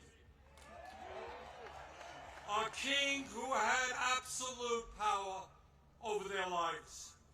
They demanded freedom. And to bring that about, they fought a bloody war against the British Empire and the most powerful military in the world. Tens of thousands of Americans died in that 8-year war, but our forefathers fought on and they won.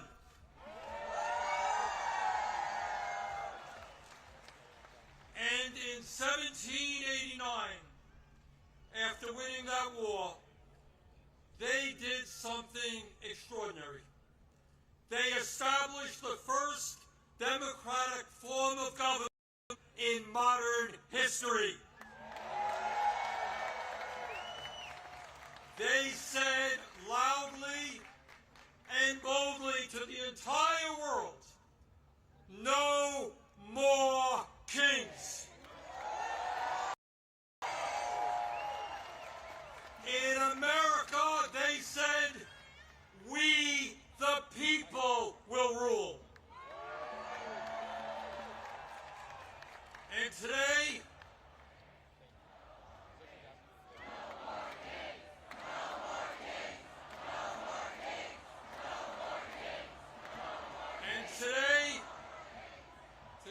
in the year 2025, in this dangerous moment in American history, our message is exactly the same. No, President Trump, we don't want you or any other king to rule us. Thank you very much, but we will maintain our democratic form of society. We will not move toward authoritarianism in America. We, the people, will rule.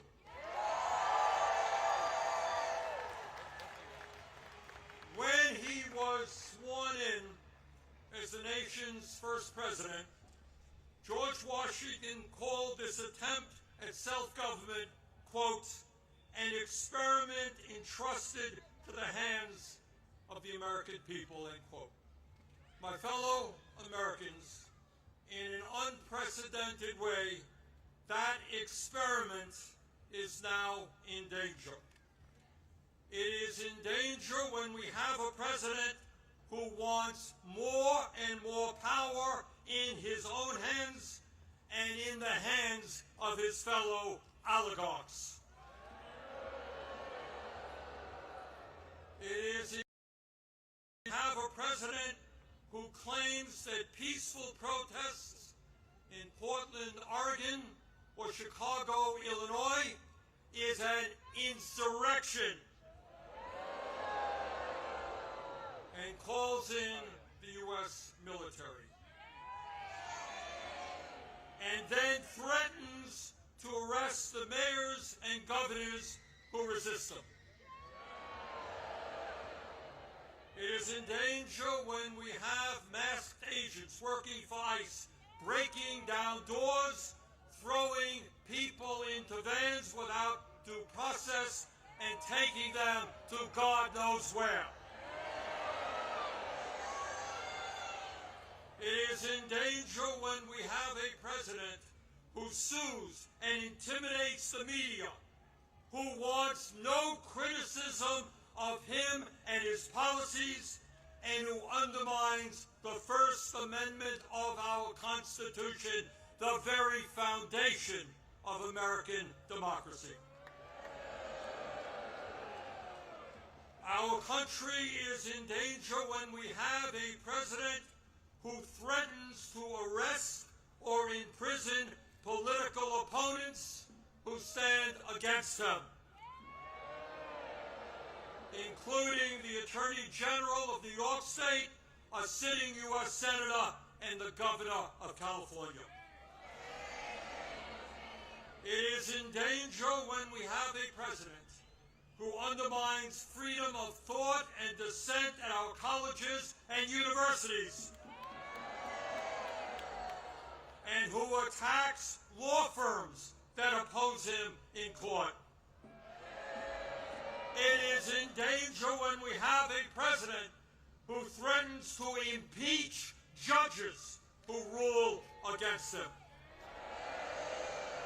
It is in danger when we have a president who ignores Congress, refuses to spend money that Congress appropriates, and takes away money from states who voted against him.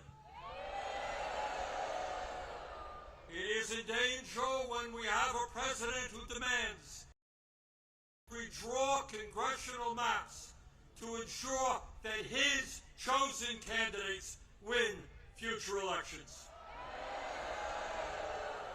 It is in danger when we have a president who illegally fires tens of thousands of federal employees right here in Washington, D.C. and throughout our country, and rips up union contracts workers have fought for and won. It is in danger when we have a president who grossly violates the Constitution by accepting gifts from foreign leaders, including a $400 million plane from the royal family of Qatar, and then allows that family to build an Air Force facility in Idaho. Let us be clear. This moment is not just about one man's greed, one man's corruption, or one man's contempt for the Constitution.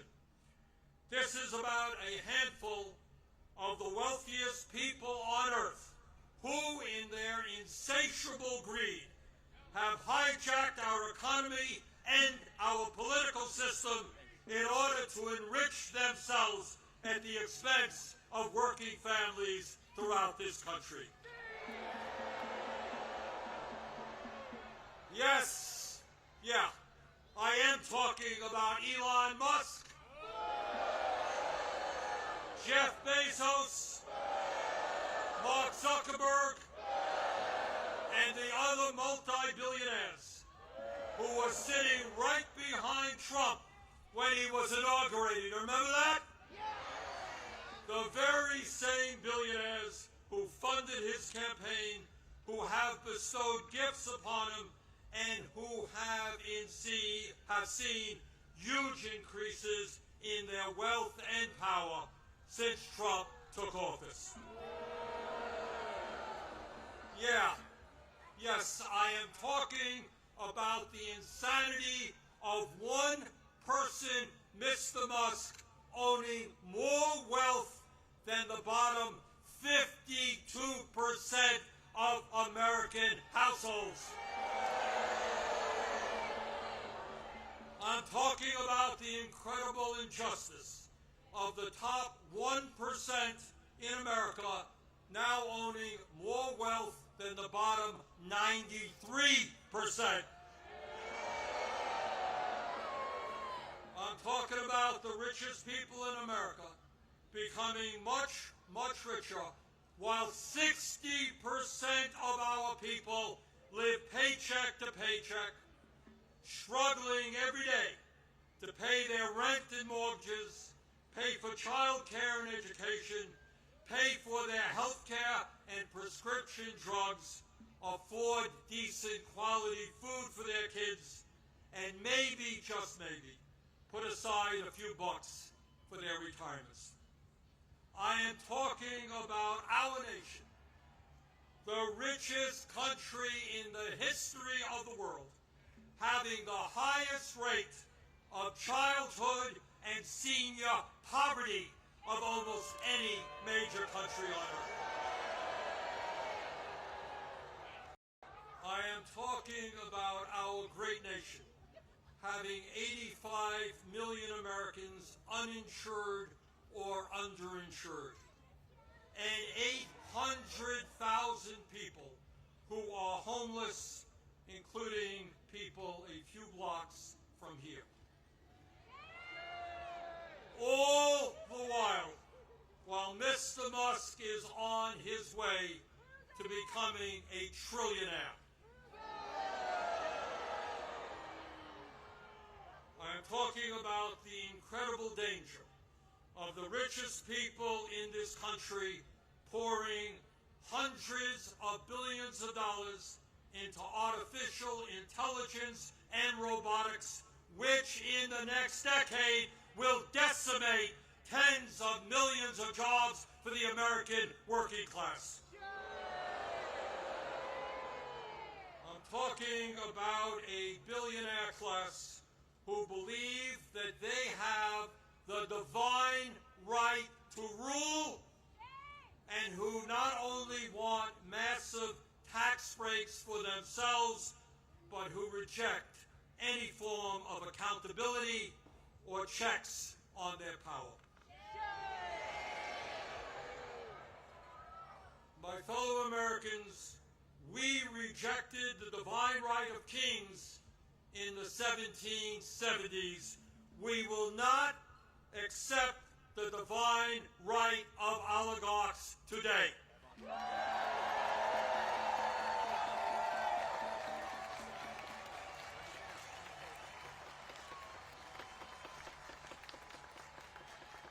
And now let's take a brief look at where we are today. Where we are today on the 18th day of a government shutdown, which is depriving millions of federal employees of the paychecks they desperately need and deserve. Let me cut to the chase and tell you exactly what this shutdown is all about. As a result of Trump's big, beautiful, disgraceful bill, which made massive cuts to Medicaid and the Affordable Care Act, 15 million low-income and working-class Americans are going to lose the health care they desperately need to stay alive. And my friends, studies suggest that 15 million people off of the health care they presently have, 50,000 of them will die unnecessarily every single year. 50,000 Americans will die unnecessarily every single year. But that's not all. As a result of that same terrible piece of legislation, over 20 million Americans are going to see on average a doubling of their health insurance premiums through the Affordable Care Act.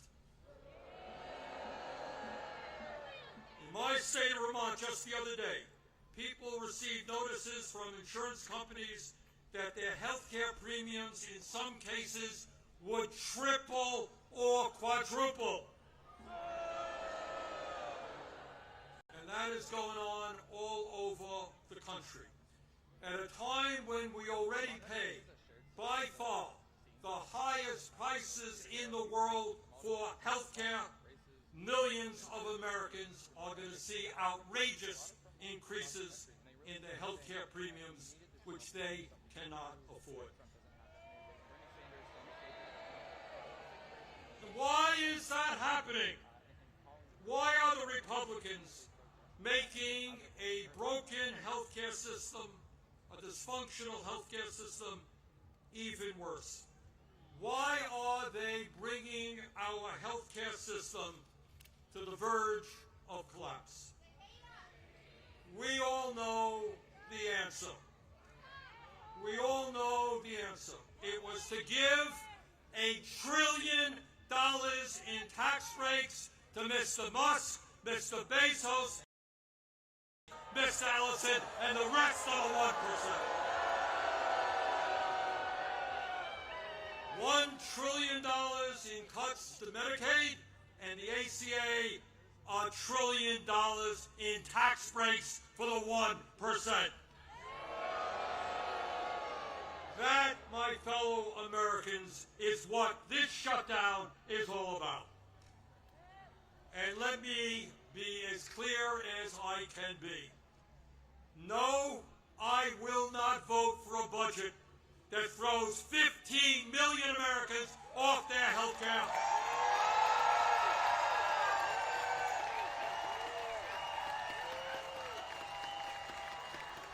No, I will not vote for a budget that doubles premiums for 20 million Americans.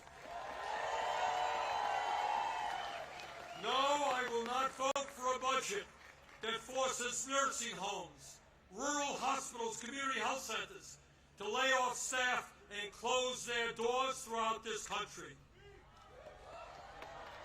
All to give huge tax breaks to the billionaire class.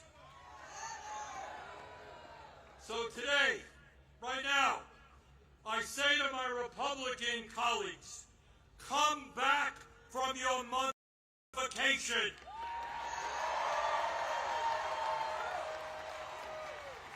Start negotiating and do not allow the American healthcare system to be destroyed. End this shutdown.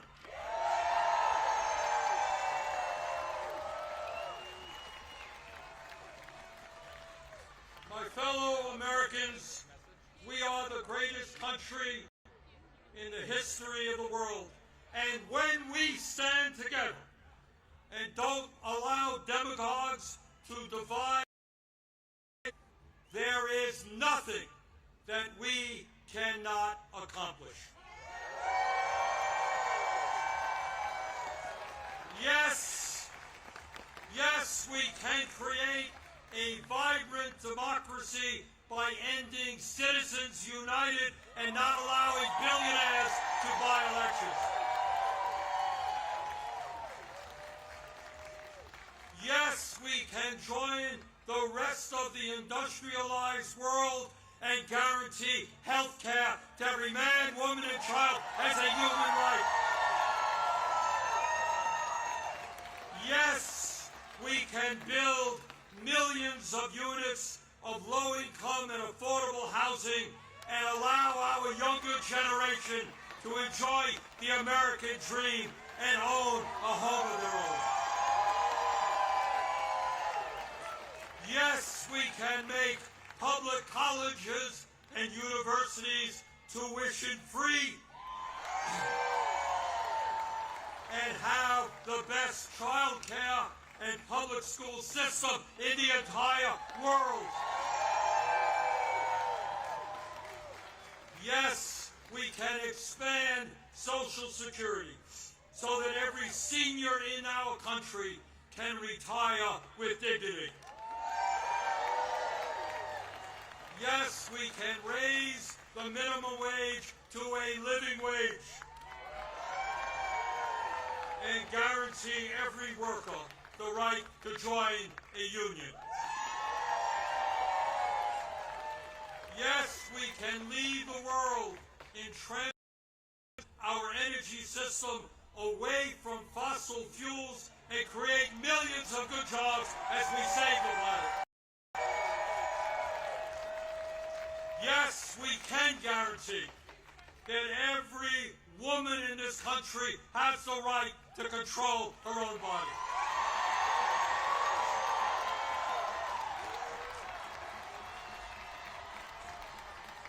Yes, yes, we can have a policy that guarantees that never again will American taxpayer dollars be used to starve children in Gaza or any place else.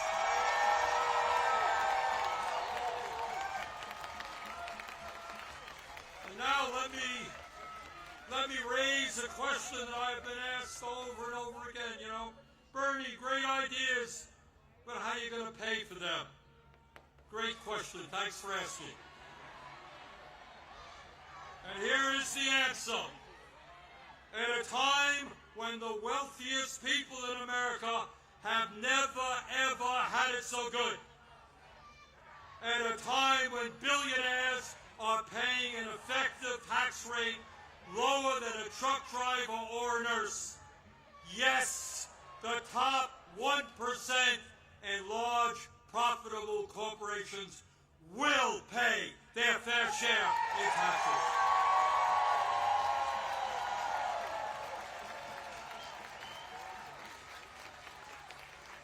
My fellow Americans, the establishment, including the corporate media and many of my colleagues in Congress, want you to believe that you are powerless. They want you to believe that you cannot change the status quo. But that is a lie.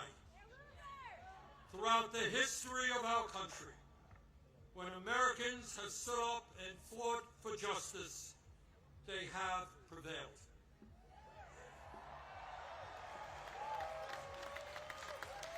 When the founders stood up to King George, they were told it was impossible. But they... When abolitionists fought to end slavery, they were told it was impossible. But they won. When workers organized to form unions and stood up to their bosses, they were told it was impossible, but they won. When women demanded the right to vote, they were told it was impossible, but they won. When black Americans fought to end segregation, they were told it was impossible, but they won. When the LGBT community stood up for their rights, they were told it was impossible, but they won. Brothers and sisters, they did it then, we can and will do it now. And how do I know that we will succeed?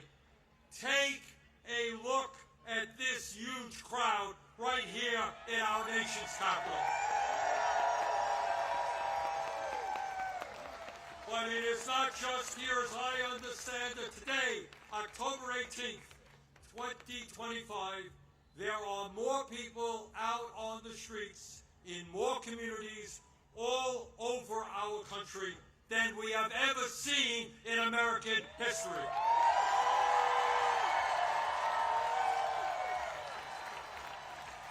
Brothers and sisters, this is not the end.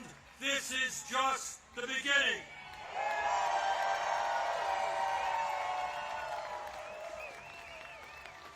Together, when we stand united, when we don't allow Trump or anybody else to divide us up by the color of our skin or where we were born or our sexual orientation, when we stand together, we will create the kind of nation that you and I know we can become.